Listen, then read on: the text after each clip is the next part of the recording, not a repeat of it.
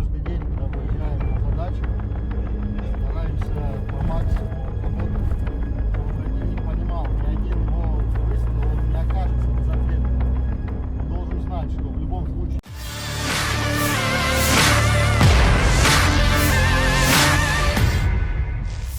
Rame beredar rekaman di Telegram pada Senin 7 November 2022 yang memperlihatkan serangan Rusia ke posisi pasukan Ukraina. Dalam keterangan unggahan disebutkan relawan Rusia bahu-membahu menghancurkan nasionalis Ukraina di arah Kharkiv.